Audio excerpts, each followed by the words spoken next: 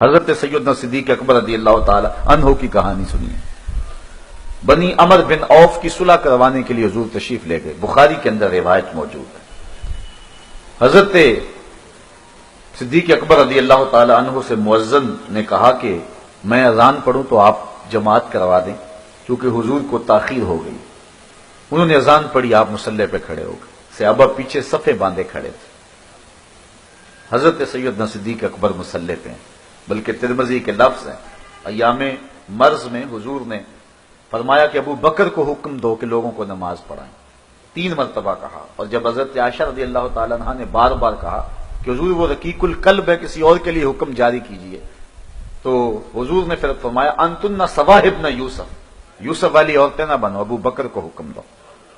یہ بخاری کے لفظ ہیں، اور آگے ترمذی کے لفظ ہیں، حضور نے فرمایا لا ينبغي لقوم فیہم ابو بکر ان یؤمہم غیرہ، کسی قوم کے لیے مناسب ہی نہیں کہ ابو بکر ان کے اندر رہتے اور امامت کوئی اور کروائے، کہا انہیں حکم دو۔ تو حضرت ابو بکر صدیق مصلی پہ، لوگ پیچھے صفیں باندھے کھڑے، حضور جلدی فارغ ہو گئے تو تشریف لائے تو جماعت کھڑی تھی۔ اب جب پیچھے والے لوگوں نے دیکھا کہ حضور آ گئے ہیں تو انہوں نے راستہ چھوڑنا شروع کر دیا، پچھلی صف سے لے کر کے مصلی تک راستہ بن گیا۔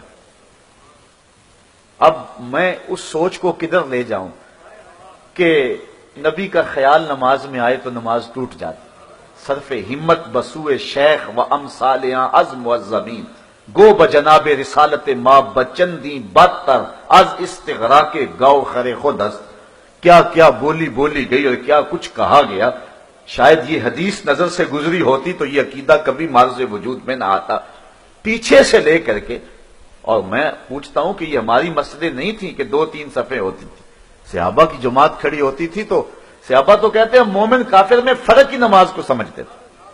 تو کتنے لوگ تھے، اور پیچھے سے لے کر کے آگے تک جو ہے وہ صحابہ نے نماز کے اندر حضور کو پروٹوکول دیا، نماز کے اندر حضور کے لیے جگہ بنائی، بلکہ تصفیق کرتے تھے، ہاتھ کی پشت پہ ہاتھ مارنا تاکہ اگلے والے متنبہ ہو جائیں، اور وہ راستہ چھوڑے جاتے تھے، حتیٰ کہ حضور پیچھے آگے پہلی صف میں پہنچ گئے۔ حضرت ابو بکر صدیق جب نماز پڑھاتے تھے تو وہ دائیں بائیں التفات نہیں کیا کرتے تھے، لیکن صحابہ نے اتنی کثرت سے اپنے ہاتھوں کی پشتوں پہ ہاتھ مارے کہ وہ سمجھ گئے کہ کوئی غیر معمولی واقعہ پیچھے ہوا ہے۔ جب انہوں نے غور کیا تو حضور کھڑے تھے۔ حضرت ابو بکر صدیق رضی اللہ تعالیٰ عنہ جو نماز پڑھا رہے ہیں، انہوں نے مصلی سے پیچھے سرکنا شروع کیا۔ آقا کریم علیہ السلام نے ان کو فرمایا کہ تم اپنی جگہ پہ کھڑے رہو اور نماز پڑھاؤ، لیکن حضرت صدیق اکبر رضی اللہ تعالیٰ عنہ نے ہاتھ کھڑے کر کے اللہ کی حمد کہی اور اس پیچھے مصلی پہ سرک آئے۔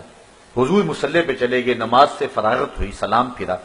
حضور نے فرمایا ابو بکر جب میں نے کہا جو تھا کہ تم نماز پڑھاتے رہو تو پھر تم پیچھے کیوں آ گئے، تم آگے کیوں نہ رہے؟ تو حضرت ابو بکر صدیق رضی اللہ تعالیٰ عنہ کے لفظ سنیے، کہنے لگے ما کانا لابن ابی قحافہ ان یؤم النبی صلی اللہ علیہ وسلم، حضور ابو قحافہ کے بیٹے کی یہ جرأت کب ہوئی کہ رسول اللہ کے آگے کھڑا ہو کے نماز پڑھائے؟ تو حالت نماز کے اندر بھی تقدم اختیار نہیں کیا ہے۔